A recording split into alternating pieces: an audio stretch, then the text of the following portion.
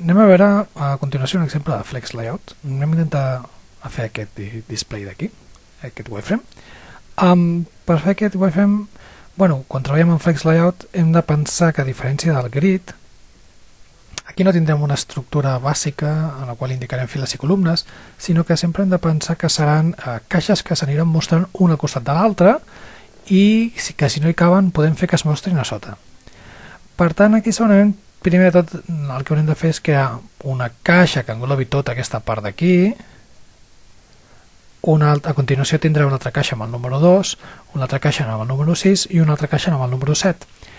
I en aquesta caixa que engloba tota aquesta part d'aquí, a dintre li posarem un altre Flex Layout perquè tingui dues caixes, una amb el número 1 i una altra que serà un altre Flex Layout que contindrà 1, 2 i 3 caixes. Vinga, ja recordeu que igual que en Flex Layout, igual que en Grid Layout, podem crear elements flex dintre d'altres i grids dintre d'altres grids, sempre són anidables. És el que ens donarà la potència de fer qualsevol disseny, d'una forma o d'una altra. Anem a dibuixar tot això. Comencem simplement amb un HTML senzill que contingui per aquí un link CSS, vinculem el nostre CSS, exemple flex, i anem a fer l'estructura. Abans que res necessitem un contenidor que sigui el que ho englobi tot això, de tipus flex. Així que anem a crear aquí un div i el anem a transformar com a contenidor.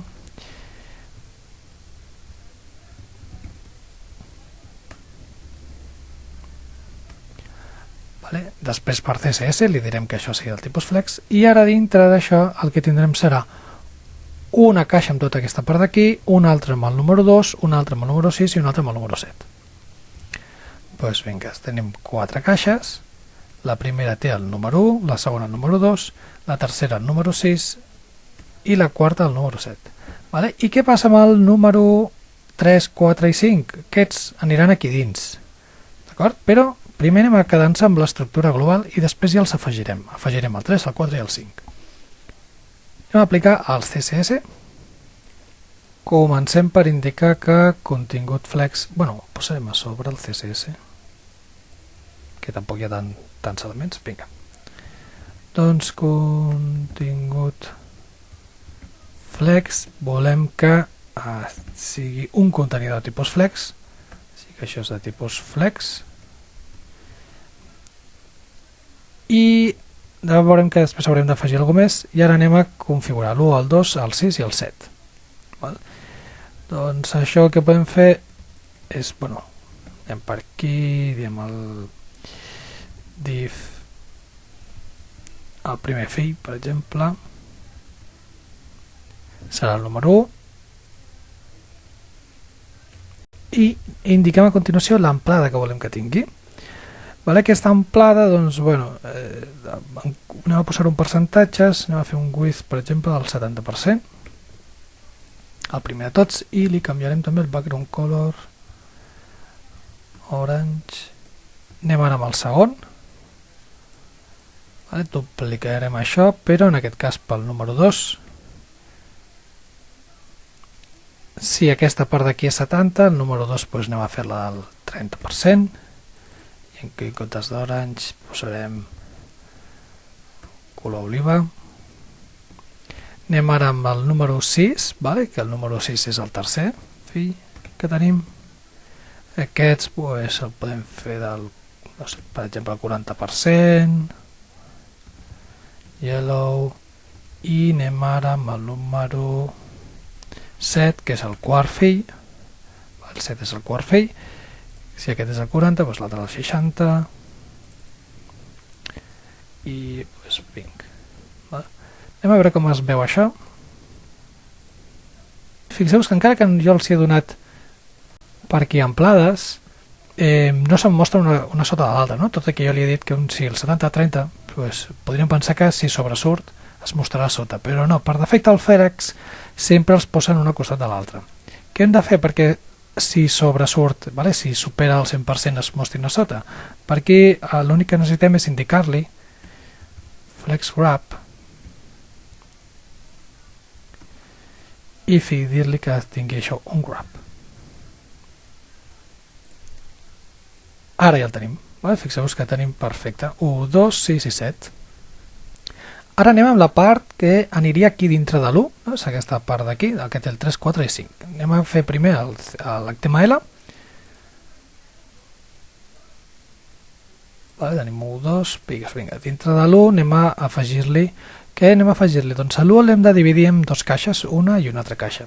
Fixeu-vos que són dues caixes que volem que una estigui sota de l'altra. I el que farem perquè una estigui sota de l'altra, ja que estem treballant en Flex, direm que el primer fill, el que conté el número 1, volem que sigui també un contenidor de Flex, un contenidor d'elements Flex. Per tant, el que jo posi aquí dintre es veuran com si fossin... A dintre del div hi haurà elements Flex. Aquí la primera caixa de totes serà l'1 i la segona caixa contindrà, al moment anem a posar-ho així, 3, 4 i 5. Ara hem de dir quines són les amplades d'aquests dos elements. Sabem que ha estat dintre d'un contenidor Flex. Si les amplades d'aquests elements són del 100%, que és el que volem, i aquest contenidor Flex és FlexWrap, així que anem a dir-li FlexWrap, es mostrarà una sota de l'altra. Vaig a escriure-ho aquí a continuació, perquè estem com continuant aquest element. És el primer fill de tots, que a dintre té un div. De fet té molts divs, tots els divs aquests, el primer div de tots, aquests dos divs que hi ha aquí dins, vull que tinguin un width del 100%.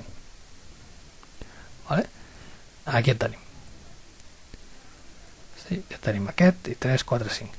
Ara, aquest 3, 4 i 5 volem que estiguin situats en tres caixes separades, són tres caixes, per tant aquest div, que és el que té el 3, 4 i 5, com que haurà de contenir tres caixes a dins, que volem que es posicionin una al costat de l'altra, doncs el que hem de fer és que aquest segon div sigui un display flex i cada un d'aquests elements aquí el posarem dintre d'un div 3, 4 i 5, i el que indicarem serà que tinguin una amplada equivalents. Anem a posar-hi 33% a cada un d'ells i comencem. Primer de tot, aquest d'aquí que sigui el tipus flex. Aquest d'aquí és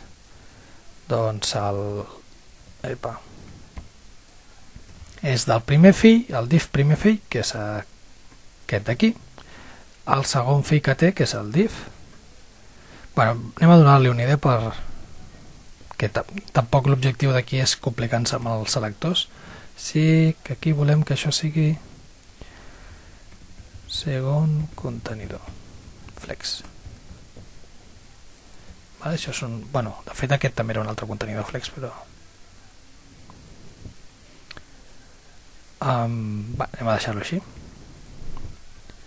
Anem a fer aquest segon contenidor flex, que es tingui un display flex. Volem que pugui tenir elements un al costat de l'altre? Realment no.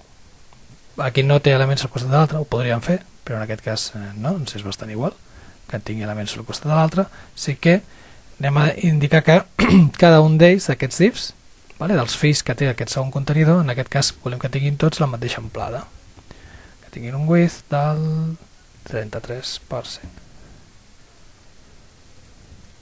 I si volem li podem donar un background color, quedarà més o menys igual. Anem a donar-li un border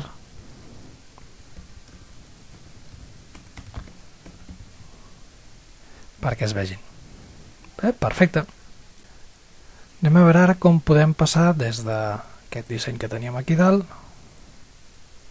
a un disseny d'aquest estil. Bàsicament, amb media queries, com podem fer que segons el tamany de la pantalla podem eliminar diferents elements, però que aquí haurem de modificar, treure el número 2 i haurem de canviar bàsicament les amplades al 3, 4 i 5. Primer de tot creem aquí la media query.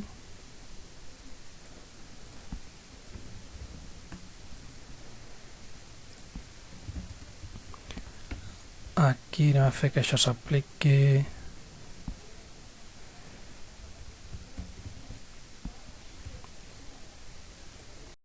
Sí, bueno, 600, per exemple.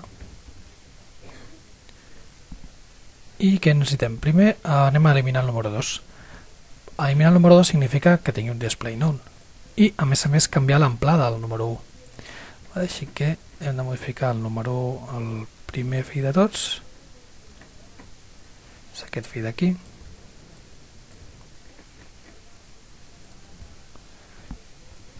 Perquè passi a tenir una amplada del 100%.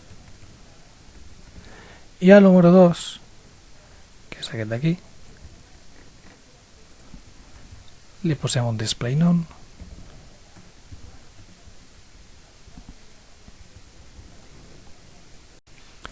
I aquí tenim, doncs, a mesura que el tamany de la pantalla baixa, quan baixi a 200 inferior a 600, doncs ens queda el que ens ocupa tot. Vale. Bueno, aquí no ho hem vist, però igual que tenim amb el... Hem de donar-li aquí inspeccionar. Igual que tenim amb el display grid, aquí amb el layout també tenim per veure quins són els layouts. Veieu que aquí tenim un flex, aquí tenim un altre flex. Doncs podem clicar en el flex i ens dona una miqueta informació de com està organitzat, quins són els diferents flex que hi ha.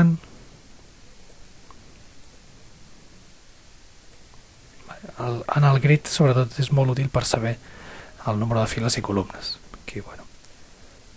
Doncs ara tenim això. I el que volem és que el 3 ens ocupi el 100%, 4 i 5 ens ocupi doncs, 50% cada un. Doncs vinga, anem a modificar-ho. El número 3... no li hem donat colors aquí, podríem donar-los colors. Això eren, si no m'equivoco, el número 3 és dintre el segon contenidor flex, el primer fill. Doncs segon contenidor flex... bueno, no tenim específics per cada un d'ells. Doncs anem a crear aquí dintre del Media Query selectors específics per cada un d'ells.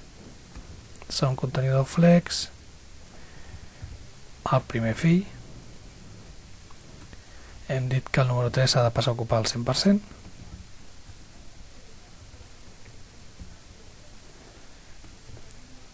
I el fill número 2, que és el que conté el 4, doncs va a fer que ocupi el 50%, i el 3, que és el número 5, també ocupi el 50%. Aquí anem a comprovar si això ens funciona. Fixeu-vos una cosa, de moment ara això no ens va, ens falta alguna cosa importantíssim. Sí que veieu que la dinàmica a la proporció ha canviat, és a dir, el flex per defecte, com us he dit abans, no mostra un element al costat de l'altre, però manté les proporcions, és a dir, aquest que li he dit que és el 100% és el doble que els 50. Ara, si jo vull que no utilitzi l'amplada per les proporcions, sinó que utilitzi les amplades per situar-los segons l'ample que jo li he dit, recordeu que falta indicar el grab. El grab és en el contenidor que conté aquests dos d'aquí. És el segon contenidor flex que ha de tenir un flex grab de tipus grab. Aquí tenim. I ara aquí tenim un problema amb les amplades, anem a fer-les amb la vora, doncs ens en va una miqueta, anem a fer-les al 45%, 45%, el 2 i el 3, aquí, els podem acabar d'ajustar, o ho seu és treure les vores. Anem a fer això, anem a treure-los les vores i donar-li un color de fons. Normalment és raro que li posem vores, sobretot a caixes que serveixin per estructurar. Border none, background color, doncs aquest serà blue, i aquest border none, background color, yellow. Ara ja tenim, vale?